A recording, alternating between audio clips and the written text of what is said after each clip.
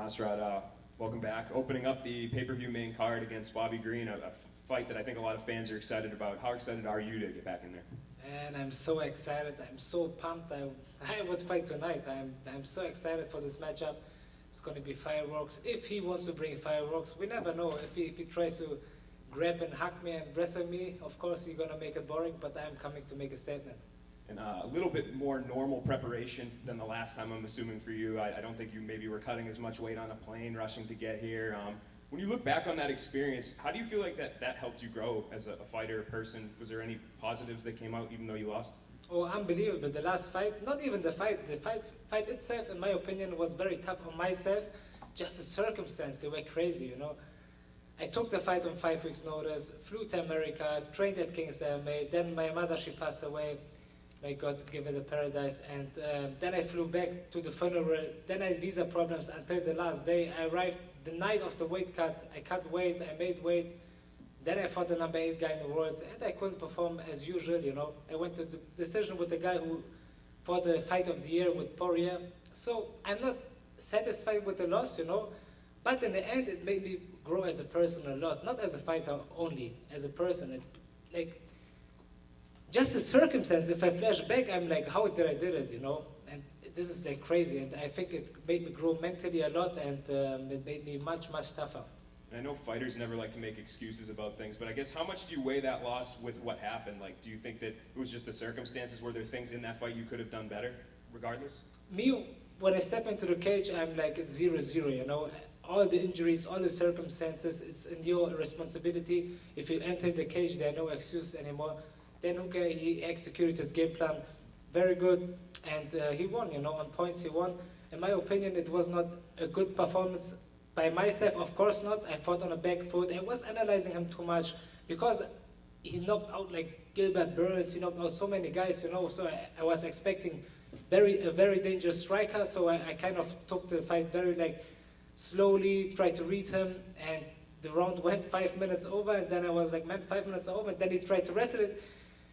I could have done a lot much better and made a lot of improvements, but honestly also my mind was not there, man. As much as I tried to adapt, it was difficult to clear my mind during the fight, but in the end I think I made a lot of adaptations, improvements since this day, and I'm looking forward for Saturday. Yeah, and obviously Bobby Green, like I said earlier, you know, he's very, especially recently, known to put on these really exciting firefights. But I heard you say in your opening answer that maybe he would try to hug you. Do you think that he's not going to necessarily want to get in that sort of gunslinging, you know, back and forth fight with you? We never know, because last fight I was never expecting Hooker to try to shoot. Actually, he didn't shoot until the last minute of the first round when I hit him with some nose shots. His nose was bleeding and he was kind of shooting. It surprised me, to be honest, but this is MMA, you know, and I'm not a kickboxer. Of course, I have a wrestling game, a jiu-jitsu game, and if Bobby Green's trying to wrestle, I'm going to wrestle him. If he wants to grapple, we're going to grapple, you know. But of course, we are exciting fighters, and I want him also to bring a big show. It's a pay-per-view main card opener, and I'm looking forward for fireworks. Thank you. Right here. Bobby's also known to talk a lot when he's fighting, like he's talking at his opponents. Have you had to implement anything in training to prepare for like that part of his mental warfare? Man, I think this is the last thing I worry about. Even if he tries to whatever, mentally I'm that strong.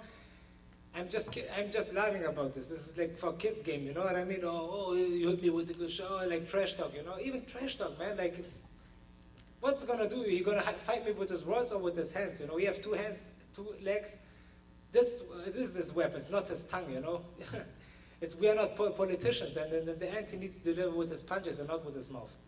I think a lot of fans they view Bobby Green as this striker. When he goes in there, he likes to strike, but he only has 1 knockout victory in his like 8 years or something like that. So when you're studying his game, what stands out to you from Bobby Green? Actually, I saw a lot of holds. I'm very used to guys like this. Like I fought kind of similar guy, Mark Diakiese, in my opinion, much more explosive, a much more skillful guy.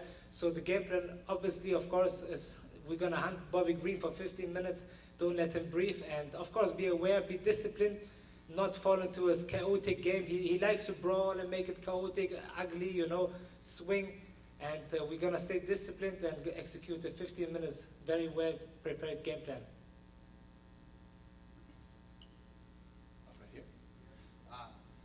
Bobby has a really sort of unique striking style in that he generally keeps his hands really low.